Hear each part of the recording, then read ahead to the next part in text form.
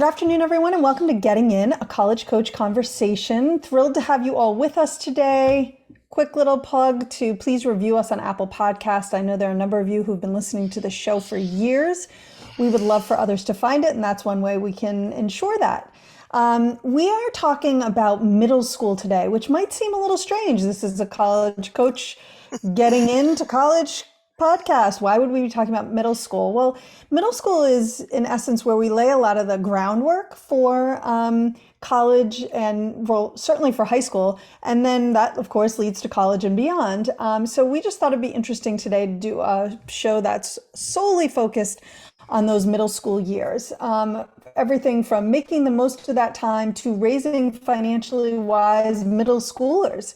There is no time like the present than to get your kids sort of more acclimated to financial matters. And speaking of, my colleague and former Harvard and Boston University financial aid officer, Jan Combs, is here to discuss those very things with me. Hi, Jan.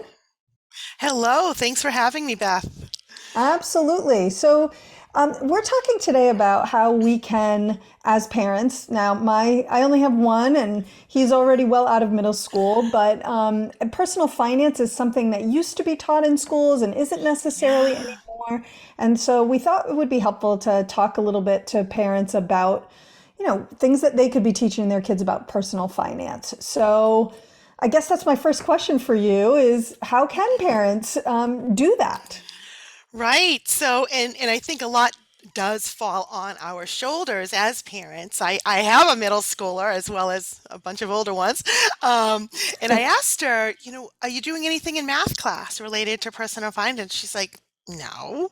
And then I asked her friend who's in a different school system, and she's like, no, we don't do that. So it really is important for parents to talk with kids about personal finance. And I think one of the first places to start is allowing our middle schoolers to make money and then Yeah. manage that money.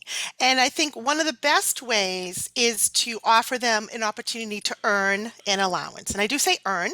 And then as parents, you decide, what are the tasks and responsibilities that your student needs to take to earn that allowance? Are you going to pay them weekly, monthly? How are you paying? Cash, check, putting in the bank? However, you decide as a family what works, of course, best for you. But I think earning an allowance is a really great place to start. If you're, up to the family as far as what amount, I like an age-based allowance, and that maybe because I have multiple children, it always seemed to work well for me. You get X amount if you're X age, and that's the way it is. So for my 12-year-old, she gets $12 a week if she does her chores that have been assigned in advance and she's well aware of. And then certainly she'll get a raise next week. She turns 13 next week, so she'll get a raise up to 13. So I think that's the key, right? Is allowing them the opportunity to earn. And then Right. when they earn is helping them manage that. And for me, what I've always found was really simple is to adhere to like a 30-30-30-10 budget. And this is perfect. Middle schoolers can understand this. Actually, younger kids can understand it as well. Adults can understand Under it. adults can understand it. High schoolers can, of course. And once they have that pot of money, well, it's not just going to sit in the bank or sit on their, what are they going to do with it? They need to make decisions. So with that 30-30-30-10, they can take, say, 30% for those immediate spending needs. Maybe she wants to go roller skating. She can use it for that. 30% for a short-term goal. Is she saving for a new Xbox or a ski trip or whatever? 30% for long term, maybe saving for college. It's not too late or too early to do that. And then 10% for maybe charity. Or gifts or school fundraisers, things like that. And parents can tweak it, whatever works based on their values and whatnot. But I feel like a budget like that helps your child make decisions and set goals and manage that money under your careful guidance. So that's what I've Right. been doing, and it seems to be working so far so good. Well, and I think one interesting thing there, of course, is right. What's your child going to be expected to pay for out of that money, right? Because of Yep. course, $12 in this day and age doesn't necessarily go all that far. Oh, I know that my son got an allowance up until the time when he had an actual job, yes. and there were certain things that I was happy to cover because I knew he'd never be able to afford it out of his allowance. But then Sure. certain things I expected him to pay for. And I think that's part of it, right? Being clear about here's what I'm going to Yes. cover and here's what you're responsible for. Right. Understanding what the expectations are, verbalizing those, being as clear as possible, of course, with kids. But just let them understand the concept of setting goals now, working towards something that they might want in the future. I think that's a super important, exercise for really Right. everyone. Yeah. Yeah, and I mean, part of this obviously requires a budget, right? So if you're going to be divvying up your money in that 30-30-10 or whatever that is going to look like for you and your family, it's probably going to require a budget. If your daughter's going to use her 30 for immediate needs on skating, she needs to Mm-hmm. understand how much does skating cost? How long will she have to Yep. save up for in order to go, right? So how do you think budgeting is a good idea to introduce now? Is that something that is appropriate for middle schoolers? Yeah, I definitely think it's appropriate for middle schoolers, kind of in simple ways. Both Mhm. elementary kids and middle schoolers can understand in simple terms. And there's a lot of different ways to approach budgeting. I don't necessarily think that, middle schoolers need to have that spreadsheet and dig Right. too deep, whereby high schoolers, yes, and college and adults, yes. But for middle schoolers, one of the things I've done at home is I found with mine at least, is that they really had no idea what some of these major household bills cost. And so I would show them the cable bill, for example, because they can relate to that. They like their movies, they like their TV, Right. their internet, so they can relate to the cable bill because they need it. And I actually broke it down for my daughter recently, saying, it's $200 roughly, and at X amount of allowance. I think I used the example of a 14-year-old at the time, so $14 Mhm. per week. Essentially, it would take 14 weeks of allowance to cover that one cable bill. And that was eye-opening when I gave that example. When I said it was 200, it was like, yeah, okay. When I said Right. 14 weeks of doing chores equals covering 1 month, then it was like, One whoa. month. Right. Exactly. Which Exactly, means, you exactly, know, how would you afford it if you don't have a job that pays you a little bit more than what the exactly. 14-year-old was making? Exactly. And Yeah. knowing that you need to save to cover those bills. So that was quite eye-opening. So I think just breaking down a cost or an expense that kids can relate to is a really good way of showing them the value of money and how their work relates to paying those bills. Yeah, no, absolutely. And it goes a long way to understanding not just the cable bill, but then maybe extrapolating out to, ooh, how much money are we spending on food every month? And, Mm-hmm. I don't know about you, and this may be different for your daughter versus for your sons, but I know that my son spent a lot of his allowance on fast food. And Yes. it really adds up the amount of, like it seems like it's not super expensive, but if you're going to McDonald's, on a semi-regular basis and Mm-hmm. almost daily basis, that's going to really eat into Yes. whatever money you have available, Yep. right? My So, boys were big into that as well. yeah, yeah. It's a Heard more it's curse. about lip gloss, but There you go, right? But lip gloss is cheaper. I have to say, maybe one of the few places where girls can be cheaper. Not that girls don't like fast food, but right. I just know it was like a major budget expenditure in my Yes. house, and I think continues to be. Yeah. I So I'm not even as in it. yep. I even remind my adult sons who are grown and flown and on their own and working and making lots of money how eating out can impact household budgets. So I think at every age it's a valid conversation. Right. One thing that I used to do, I like to shop in any real form you can think of. Like I like to shop for clothes, I like to shop for presents, I like to shop for food a lot actually. Yeah. So when I was in middle school, my mom would come up with a list of what she needed Mhm. from the grocery store, Yep. and then we would go, but I would have a budget so I Yep. could buy things so long as it was in the budget, I could Yep. choose some things that I wanted to buy. And Right. then actually, when I got to be in high school, I wouldn't say it was my job to do that, but I would regularly be the one who went grocery shopping because I liked doing it. And Nice. I just always had a budget that I had to hit. So I Right. kind of got pretty good at like, I didn't have a phone at the time and I didn't bring a Mm-hmm. calculator along. I just sort of in my head would kind of keep a running tally. And Yep. it certainly told me, wow, like this is not inexpensive, this buying food Right. for a family of four on a weekly basis. And Right. I got an early introduction to that in middle school. That's awesome.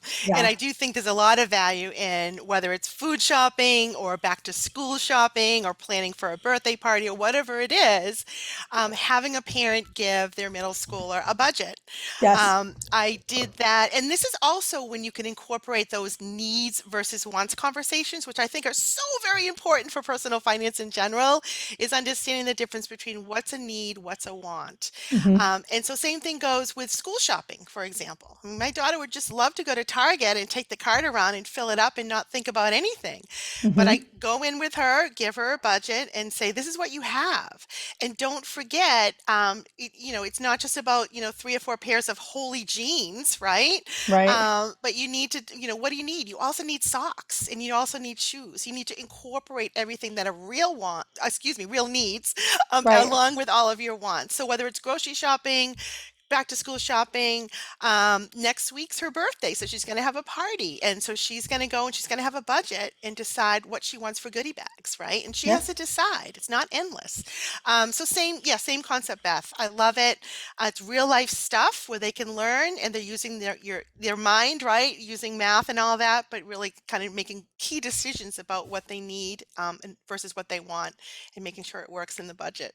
Yeah. Yeah, I mean, I love the needs versus wants, and I also think sometimes you can show how money can be a convenience, and how sometimes it's time versus money, and which is more valuable to you. And so, an example that I would also share that you could do with middle schoolers is school lunch, right? So, Yeah. school lunch is typically more expensive than what you might do if you bought all the groceries and then made your lunch every Yeah. day. And Yeah. so you can have the choice of, do you want to buy school lunch? Or do you want to bring your lunch from home? And you might even say, this is how much it costs for school lunch every week, and I'll give you that money. And you can use it to buy groceries and make your lunch. And then whatever is left over, you can You have can as keep, pocket money, right? right? You Yeah. keep it. Or if you just don't want to be bothered by making your lunch every day, then that's fine. You can buy it at school. Either way, as a parent, it's not falling on your shoulders to make a Right. lunch.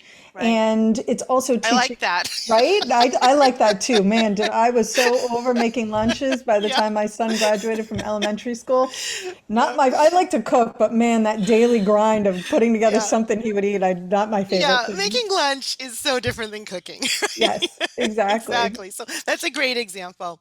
Exactly. So, other things that I wanted to, I think we've just shown how it doesn't have to be teaching personal finance, doesn't have to be super structured. You sit Right. down at the table and you talk about this, right? It can be peppered into your life every day. I'm Yeah. curious about, kids are online so much. Is there any online component to help teaching your kids about personal finance, given how much time they spend there?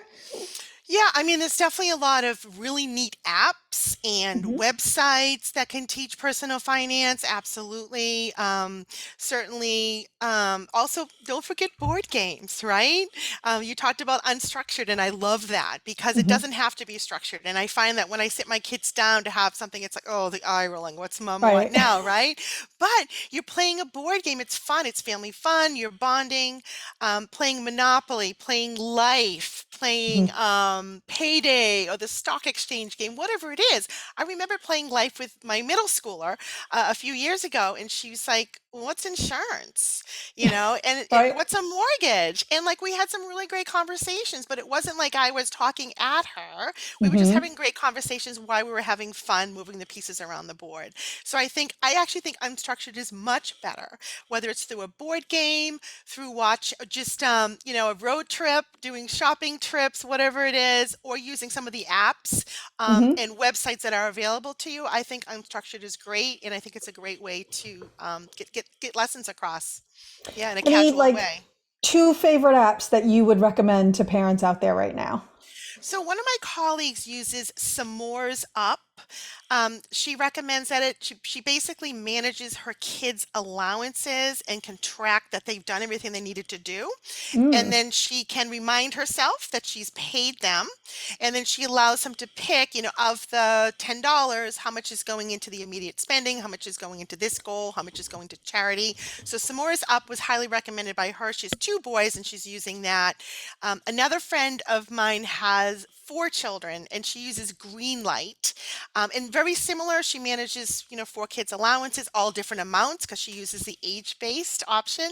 And then Mhm. at that family, charity and giving is very important to them. So they have a higher percent that goes into that category. So she manages that. So Greenlight's another one.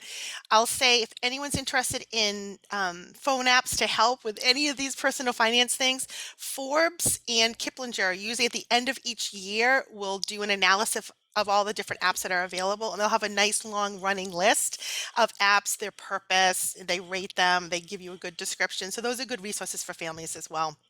I love it. Jan, thank you so much. A wealth You're of welcome. knowledge by the current middle schooler in your home. It Woohoo! doesn't surprise me. So appreciate you taking the time Of today. course. Thank you, Beth. Have a great day. Absolutely. You too. All right. Thank We you. are going to take a quick break and then we're talking more middle school, this time more around making the most of that time academically, socially. So don't go away.